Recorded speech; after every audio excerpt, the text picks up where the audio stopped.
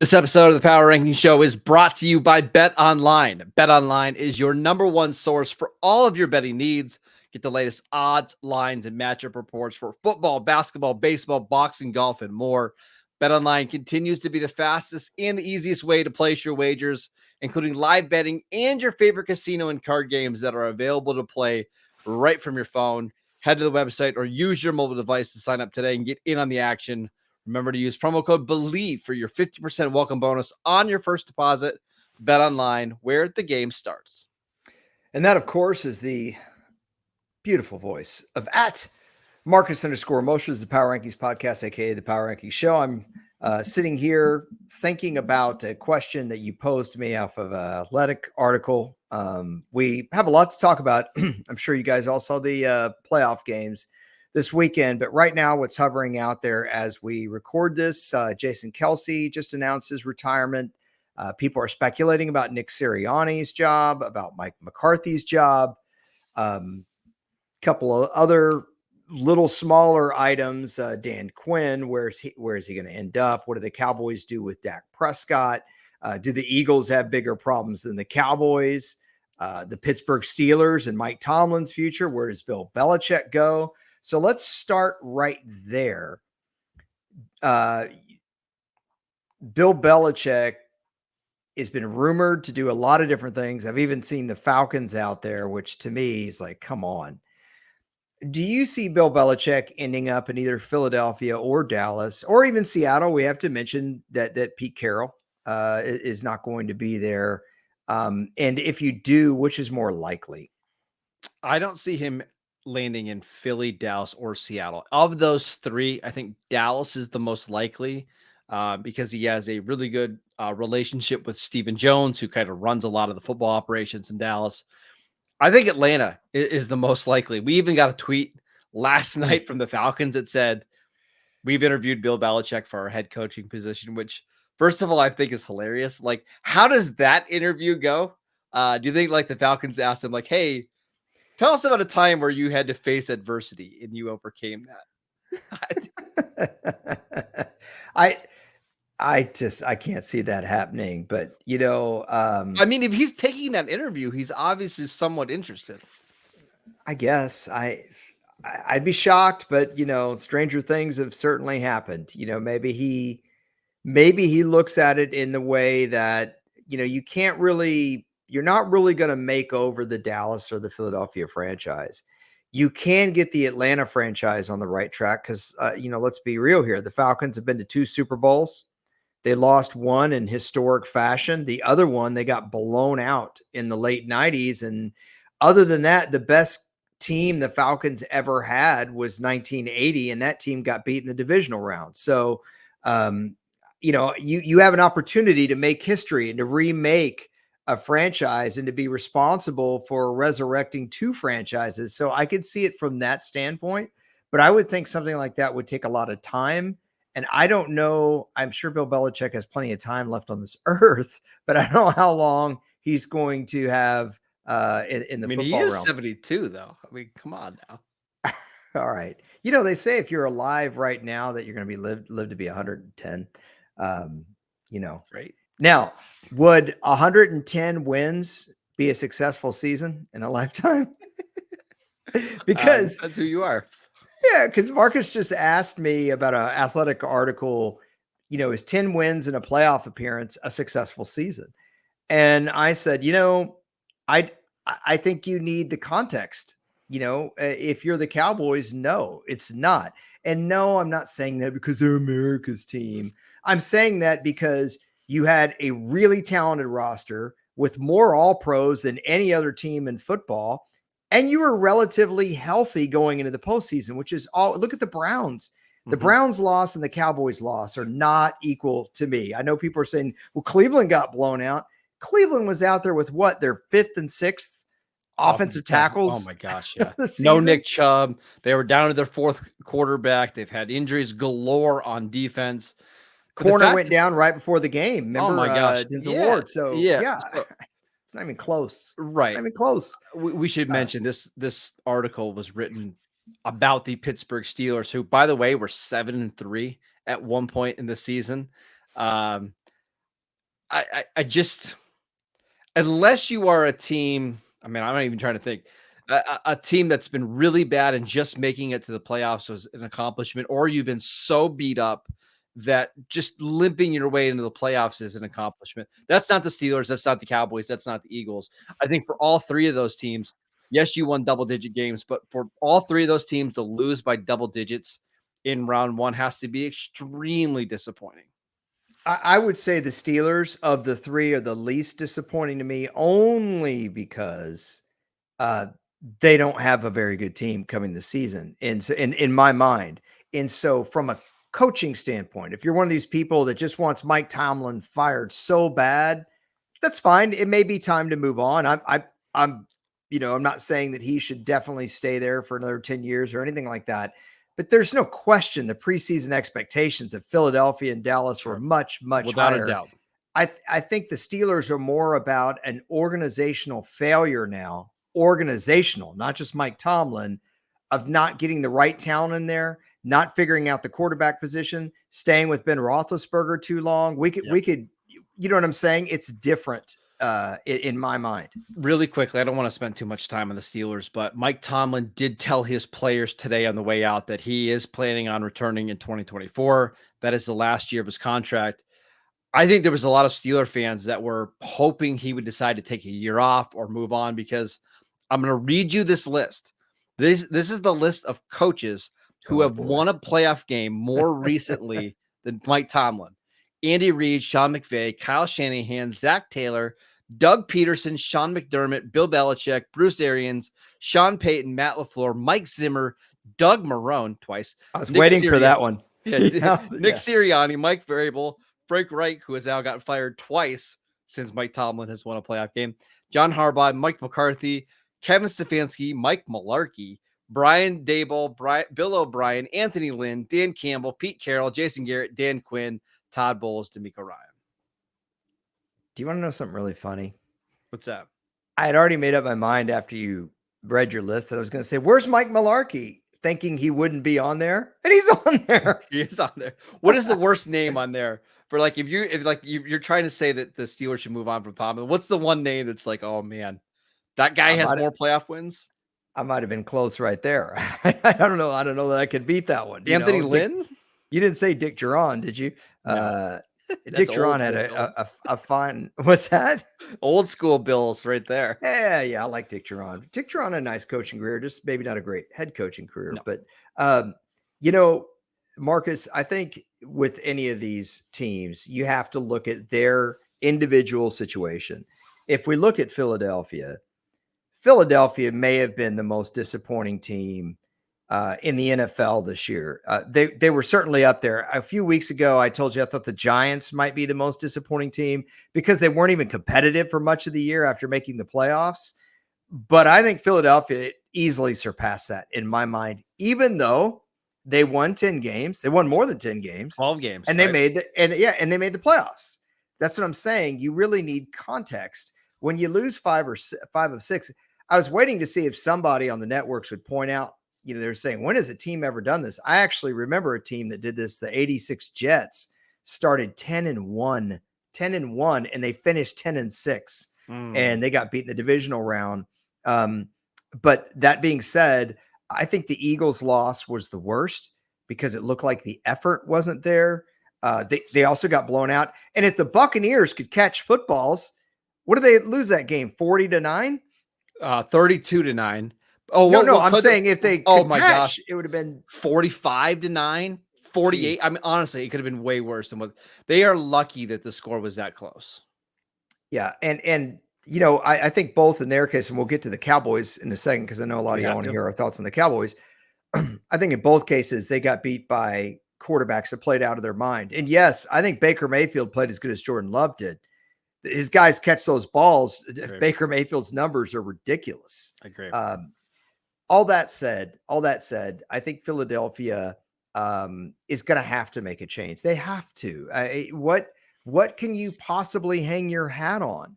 I was watching that game in the second half, and I told Marcus offline, there were some plays where Jalen Hurts held the ball, and I wanted to be critical of him. And then I saw the replay, and there's no hot routes. There's no guys in the middle of the field. And sure, maybe Jalen Hurts could have audibled but that's on coaching, man. That's on coaching. Every quarterback needs to have outlets that are readily available, especially when you know that Todd Bowles is going to be bringing the heat. It's not like at halftime they didn't know Todd Bowles was bringing heat. I just couldn't understand that. Yeah, I don't know where this Philly team goes because it really feels like they quit on their head coach. The effort level the last month was atrocious, and we had stories coming out like the morning of the game about the disconnect between Jalen Hurts, the offensive coordinator, and Nick Sirianni. All three of them had different goals they want to accomplish. They didn't feel like they were communicating very well. And even in the post-game press conference, I don't know if you saw, but they asked Jalen Hurts, do you want Nick Sirianni to come back next year? And he thought about it. And he said, where's he going? Like, I don't know. Like, where else would he go? It wasn't the most ringing endorsement of Nick Sirianni. I don't know. The vibes on this team, Elliot, have been pretty awful the last 2 weeks, or excuse me, the last 2 months. Yeah. I know we have listeners of all different age groups, and our oldest being Uncle Scott Mosher, who lays carpet in your area and works really hard and still hasn't given me my flooring carpet. Well, yes. Am I wrong okay. about that? He's the oldest listener we have, but by wide margin. But why haven't I gotten my flooring, because it's in my other room. I just haven't shipped it to you yet. Dude, hey, if you're in the Pennsylvania area, by the way, look him up. How long has he been at that now? This is free advertising. Like 30 something years. Didn't he do all your floors? He did every single floor in my house, every single room. Doggone it. I need it. I need that. Does he do out of state? But what I was going to say is we all grew up in different eras of football. You and I'm older than you. We grew up in different eras of football. But sometimes there's like overreactions, and then sometimes there's not. And in my opinion, feel free. I'm opening myself up to you to say, dude, you're old school. Get off my lawn. Quit complaining about leaf blowers. Nick Sirianni doing what he did in the tunnel at Arrowhead to me was ridiculous. It was ridiculous. I could understand a little bit of him in Indianapolis running to the fans and saying that was for Frank Reich. A little bit, because they were so hard on Frank Reich there. Okay. If I excuse that one, when Jalen Hurts had to pull his arm down when they were doing the review. Do you remember that? Like, dude, don't embarrass yourself. How old's Jalen Hurts? 25. Yeah. You're 25-year-old quarterback. Nick Sirianni's what? 40, 38, something like that. Should not be pulling your arm down saying, don't act like that. I'm not saying that's a fireable offense, but it certainly isn't a feather in your cap when your team is played like this, that maybe your maturity level. We're not talking about someone who's 20 years old here. Am I crazy? I mean, as you know, I have to be careful here what I say on Nick Sirianni due to some relationships, right? But yeah, I mean, I got nothing against the guy, Marcus. I'm just saying, isn't that odd? Let me put it this way. Is that not odd behavior? Okay. It is. I'm not saying you need to be fired for that. Your 25-year-old quarterback who's been in the league 4 years is just far more mature and a better leader than your 42-year-old head coach. And I think that kind of bravado works really well when you're 10-1 and you're beating some good teams. But when you lose to the Giants, you lose to the Cardinals, and then you get embarrassed on the road against Tampa Bay. I don't think it works so well. And I think some of the players are maybe starting to see through it a little bit. I think Philadelphia has in my mind, I think it's a pretty easy decision to make on what you do here with Nick Sirianni. I'm curious to see if they view it the same way. I'm just saying you can't keep things the same. So if that means you keep Sirianni, then other things have got to change. They just have to. All right, we're gonna have to talk about the Cowboys here. I'm sorry, I didn't watch the game. You're gonna have to fill in the gaps for me. Yeah, and I'm gonna draw a parallel between Sirianni and Mike McCarthy here. Now, this was not something that you were concerned about. I thought it was odd.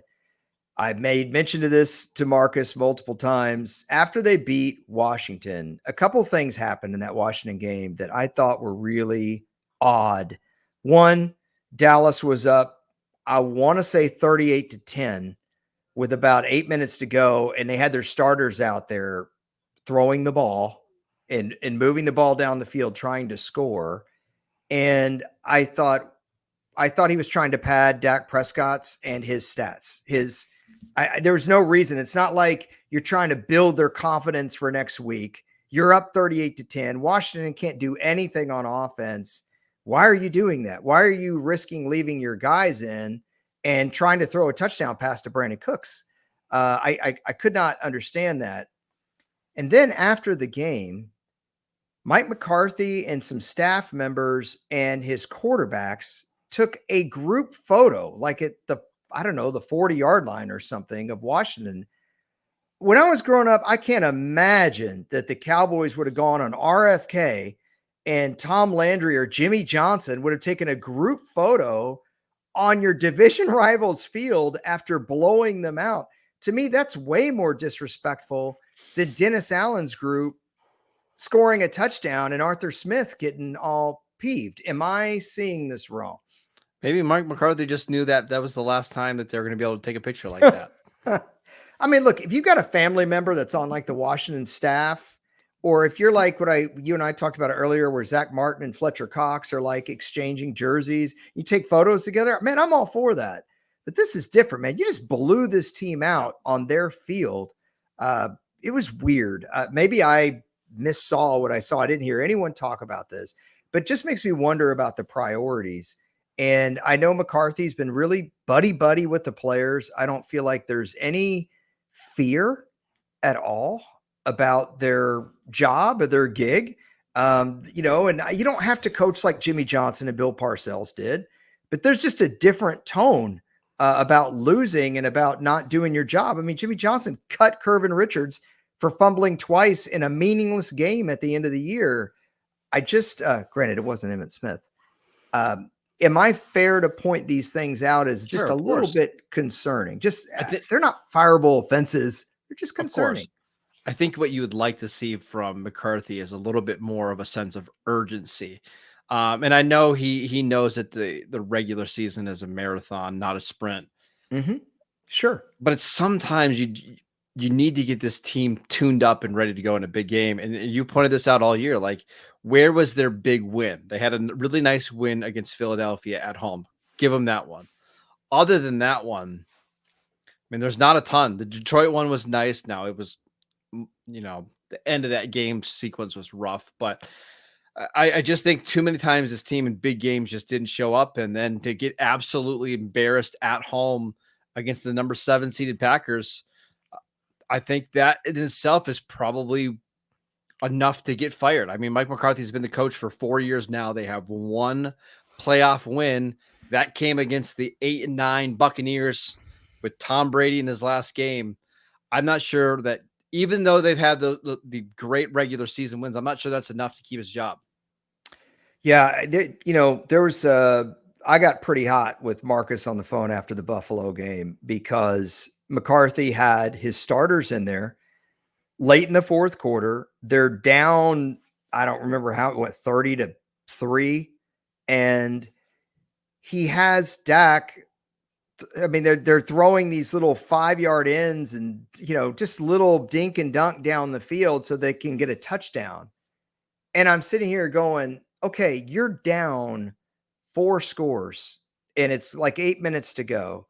If you're going to keep your starters in here, which I don't think they should have, and you're going to risk their injury, then throw the ball down the field and take a risk. But I felt like they didn't want to do that because that hurts the numbers. That gives Dak has to throw the ball down the field when they know what's going to happen. That means interceptions. We know what happens when Dak throws interceptions. Like last year, everyone jumps all over him and he hears the noise. And I felt like the coach was protecting his quarterback, or if he wasn't doing that, he was trying to pump up the Cowboys' numbers and offensive confidence.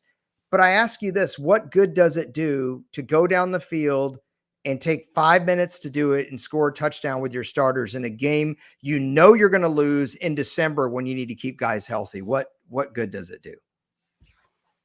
I don't know. I wish I could give you a good answer. I don't know.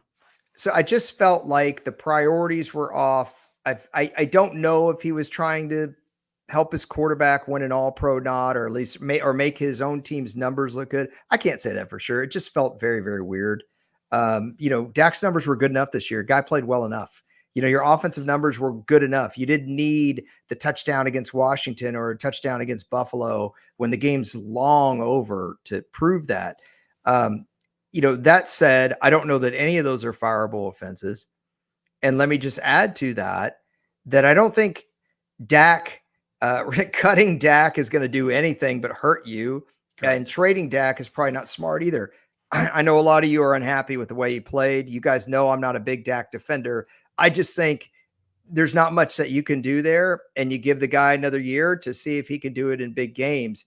All that being said, though, if you don't fire McCarthy and you don't trade or do anything with Dak, which I'm not advocating for, what do you do? Because you got to do something. You're just going to go back, run it back again, and win 11 or 12. No. The easiest solution here is to move on from Mike McCarthy, get a different voice in, and hopefully that changes the locker room. But I did reach out to somebody today asking, like, hypothetically, what would the price tag be if the Cowboys decided to trade Dak Prescott? Mm-hmm. This is something that doesn't work for the Cowboys, but they said probably 2 first-round picks and a second-round pick. There's no way. If I'm a GM, there's no way I'm giving Dak that. Sure, he played nice. I don't know that he can do that in Chicago. I don't know if he doesn't have receivers running wide open that he can do that, because I got to give Mike McCarthy some credit here. There were guys running wide open this year, and kudos to Dak for hitting them. Dak had a nice year. There's no question about it. But you play in a different system under a different coach. Is Dak the kind of quarterback that can carry you and mitigate other problems like your defense or whatever? I don't think he's that guy. I think he's a really good player. There are very few quarterbacks in the league that can truly carry a team. Like Josh Allen is one of them, even with the giveaways. I don't think getting rid of Dak is the answer. I already told you there. What I think they should do is bring in a new coach, whether it's Bobby Slowick of the Houston Texans, bring somebody like that in, let them determine what they want to do, give Dak another year. But do I have any problem with the Cowboys drafting a quarterback or not giving Dak a vote of confidence? No, not at all. Make him aware that this has got to change without doing something stupid. But I don't think you need to coddle either. All right. Can we talk about another team from? Yeah. I just want to make it really clear, because I know I've been hard on Dak. I think the guy had a really good year, man. I mean, really good. I'm fighting back tears. Let's please move on to anything else. I'm just saying there's nothing wrong with the guy looking over his shoulder a little bit. There's nothing wrong with it. Make him compete. Dak's never had to compete. He didn't have to compete against Tony Romo. Make him compete. It might bring out even a better player than the good one they already have. That's all I'm saying about that. All right. Another team. I'm curious about the Rams a little bit. I feel like all that's being said about them is, hey, really good game. They had a chance to win. But this was considered to be kind of a rebuilding year, and we didn't even know if Sean McVay would stay. I'm really curious. Do you think that this team will be able to make the steps to get back there and be better next year, given the cap, draft picks? Did they play over their heads this year with some young guys on defense? What do you see for them? I'm excited about the future of the Rams. They're going to have a first-round pick to use. Why are you laughing? You're laughing. They get to use a first-round pick for the first time since the Obama administration. Like, I'm not exaggerating. Like, that's actually true. So they got their first-round pick. They have $41 million of cap space next year, $93 million in 2025. So their books are wide open. Obviously, players are going to want to come play in LA for a lot of different reasons. They have all these draft picks. And listen, let's give this front office some credit. They hit on multiple players without having a top 100 pick last year. Obviously, Puka Nacua is a superstar, right? But Kobe Turner on the defensive line, some of the defensive backs that they got, they made a trade for Kevin Dotson. They traded a 4th round pick for Kevin Dotson, who graded out as one of the best guards in the NFL. I think we should have faith in the quarterback, the coach, and the front office to get this team back to playing at a really high level. I mean, if a couple of things go different in that Lions game, they're going to play. Well, they'd be hosting Tampa Bay this weekend, right? Or they'd be playing Yeah. at Tampa Bay. Yeah. I don't think they're that far away. I'm with you. Let's talk Miami. So a lot of Miami, I saw a lot of Dolphin fans really upset with Mike McDaniel for this game for a lot of reasons. I know you thought he didn't really show his best coaching ability in this game, even though you're a fan of his. A lot of questions about Tua. I don't think Tua's had enough time for you to be bailing on Tua. This is a guy that led the league in passing yards, had some nice moments, didn't have as good a year as Dak, but I think it'd be a mistake. I think it'd be a mistake. And I think they should run it back. I think they had more injuries than some of these other teams. Yeah. And I would like to see them fortify their offensive line. Good Lindy's word in the draft or free agency. What do you think? Miami's in a really tough spot. They do not have a first round pick because they've made several trades over the last couple of years. Oh, sorry, they do have their first round pick 21. But they are $66 million over the cap. And here are the ages of their most expensive players going into 2024. Tyreek Hill, 30. Jalen Ramsey, 30, coming off a knee injury. Bradley Chubb, coming off a torn ACL. Xavier Howard didn't play in the playoffs, 31 years old. Tua, 26. Teron Armstead, 33. He had injuries all year. Emmanuel Agba, 31. Zach Sealer, 29. And then you've got Jalen Phillips, who you've got to decide on his contract, coming off a torn Achilles. This team is old. They don't have a lot of ways to improve the roster.